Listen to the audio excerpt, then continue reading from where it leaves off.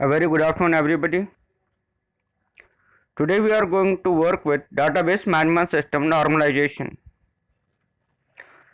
Normalization is one of the most important one of the most important part in database management system. The main aim of normalization is to remove the redundancy. Redundancy refers to the repetition of data. With the help of normalization, we can reduce these redundancies, that is, repetition of data. There are various normal forms which we implement while we work on normalization. Now, normalization is a process of organizing the data in database to avoid redundancy, insertion, anomaly, update, anomaly, deletion. Now, let's discuss about the different scenarios. First, we will be discussing about the normal forms with example. Now, anomalies in DBMS. These are three types of anomalies that occur when database is not normalized. These are insertion, update, and deletion. Now, let us take an example to understand this.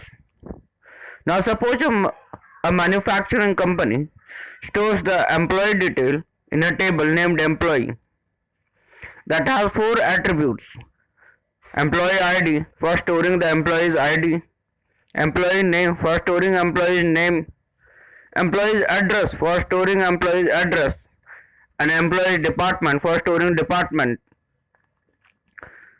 Now, in which the employee works. At some point of time, the table looks like this. Now you can see that there are various employee ID, employee name, employee address, and employee department. Now we can say that you can see that there are various repetition of data. The table is not normalized. Now we will see the problems that we face when a table is not normalized. Now, update anomaly. In the above table, we have two rows for employee rec as it belongs to update the same in two rows or the data will become inconsistent. If the correct address the correct address gets updated in one department but not in the other, then as per the database, rec would be having two different addresses which is not correct and will lead to inconsistent data. Now you can see that since the two columns are having the same details, employee ID 101 101. So to remove these, we have various anomaly. Now insertion anomaly, that means these are the scenarios in which we face the problem. Now these are the scenarios. The first scenario is that update will not work. Then insert anomaly will not work. That means insert query will not work. Delete query will not work. So these are the problems which we face while we work with unnormalized database. Now in this, what we are again now let us have a look to insert anomaly. Suppose a new employee joins the company who is under training and currently not assigned to any department, then we would not be able to insert the data into the table if employee field does not allow nulls. Now let us have a look to delete an anomaly. Suppose if at a point of time the company closes the department D890, then deleting the rows that are having the employee department as D890 would be deleted. Now the information of employee Maggie, since he is assigned only to this department. Now you can see this employee ID 123. Now to overcome these anomalies, we need to normalize the data, and in next section we will discuss about normalization. Now this is what happens when the table is not normalized. Now what we are going to see is the different normalization and different types of different forms of normalization. Now here are various commonly used normal forms. First normal form, second normal form, third normal form, Boyce and Kohn normal form. Now we are going to see how we are going to arrange and manage these tables into normal forms, and then after making it into the normal forms we will be able to update, delete and unify. That means easily able to identify an element in the table. Now, as per the rule of the first normal form, an attribute column of a table cannot hold multiple values. It holds only atomic values. Now, this specifies that there cannot be two employee ID. There will be only one employee ID. Now, suppose a company wants to store the names and contact details of its employees. It creates a table that looks like this. Now, you can see this. Now two employees are having two mobile numbers, so the company stored them in the same field as you can see in the table.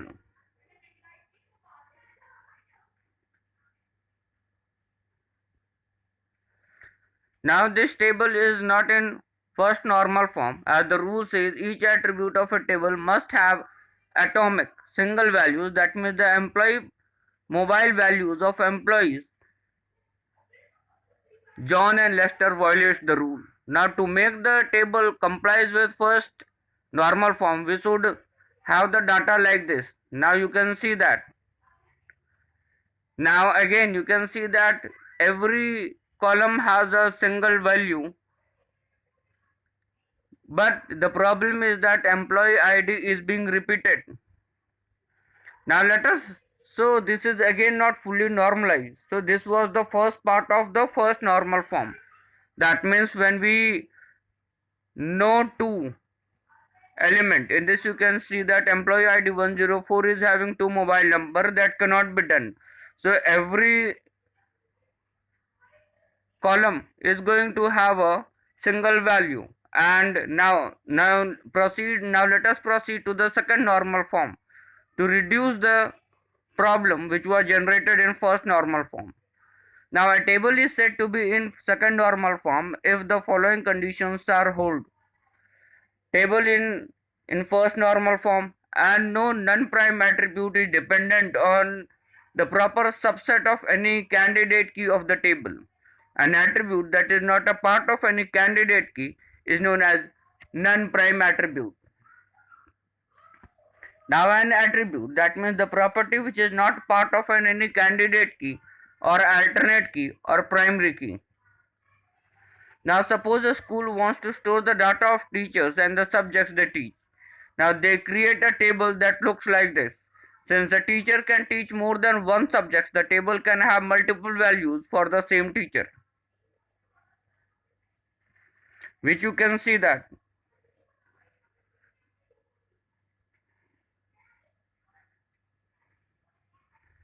Now candidate key, teacher ID and subject. Now in this candidate ID, teacher ID and subject, non-prime attribute is teacher age. Now the table is in first normal form because each attribute has the atomic values. However, it is not in second normal form because non-prime attribute teacher age is dependent on the teacher ID alone, which is in a proper subset of candidate key. This violates the rule for second normal form, or the rule says no prime attribute is dependent on the proper subset of any candidate key of the table. Now to make the table complies with second normal form, we break it into two tables like this: teacher details and teacher subject table. Now the table comply with the second normal form.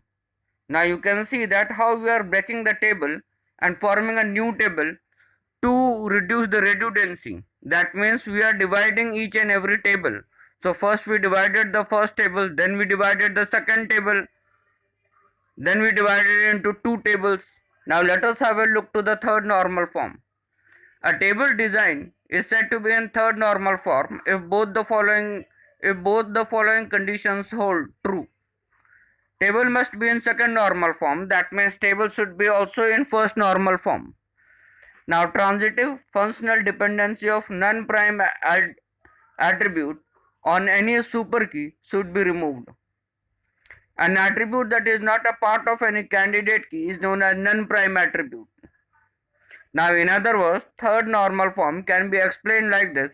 A table is in third normal form if it is in second normal form, and for each functional dependency at least one of the following conditions hold true. X is a superkey of the table, Y is a prime attribute of the table. Now an attribute that is part of one of the candidate keys is known as prime attribute. Now let us have a look to the example. Suppose a company wants to store the complete address of each employee. They create a table named employee details that look like this.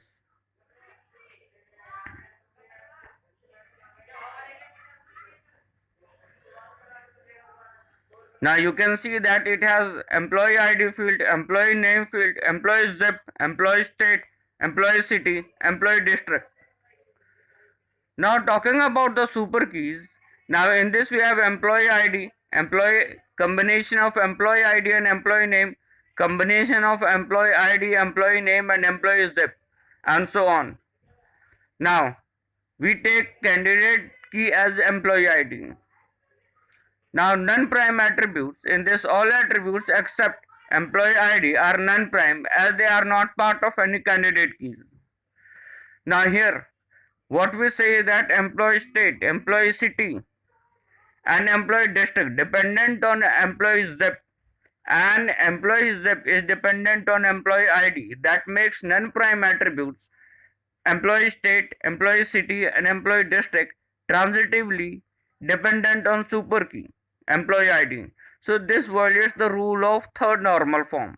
Now to make this table complies with third normal form, we have to break the table into two tables to remove the transitive dependency.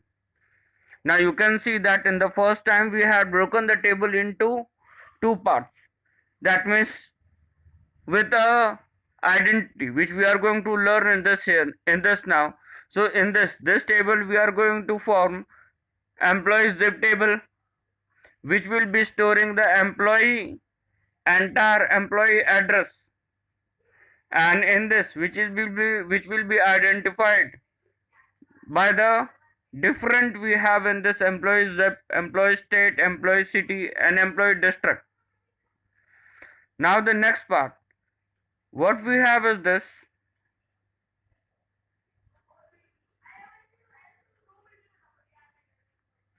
Now we have Boisset core normal form, BCNF. Now it is an advanced version of third normal form, that's why it is referred as 3.5 NF. BCNF is stricter than third normal form. A table complies with BCNF if it is in third normal form, and for every functional dependency X superset of Y, X should be the super key of the table. Now let us have a look to the example. Suppose there is a company wherein employee works in more than one department and they store the data like this. We have employee ID, employee nationality, employee department, department type, department number of employees. Now functional dependencies in the table are employee ID dependent about employee nationality. Employee dependent department is dependent on department ID, department number of employees. Now candidate key, in this we have employee ID and employee department. So the table is not an BCNF, that means Boisset core normal form, as neither employee ID nor employee department alone have keys, are keys. Now to make the table comply with BCNF, we can break the table in three tables like this. Now further we are going to break into different normal forms. Now in this you can see that different part. Now in this we have employee nationality table in which it is identified by employee ID. Now employee nationality, in this we have employee department, department type and department of number of employees. Now then we have employee nationality table. Now this we have personal dependencies that we have in this. Now employee ID is dependent upon employee nationality. Employee department is dependent on combined factor of department type and department number of employee. Now in this we have candidate keys for first table employee ID, for second table employee department, for third table employee ID and employee department combination of that. Now this is now in BCNF because as both are in functional dependencies, left side part is a key. Now what is happening, all these things you can see that we have to just remove the repetition of data and we are just trying to sort out the data. So by the time we reach first normal form, then second normal form, then third normal form, then BCNF, so the things were started sorting out in different normal forms. So this is the most important part of normalization in database management system. Proceeding further, in our next chapters we are going to deal this. You can see that we have already dealt with all these things. In the next part, next chapter, we are going to deal in practically again with these examples with the first normal form.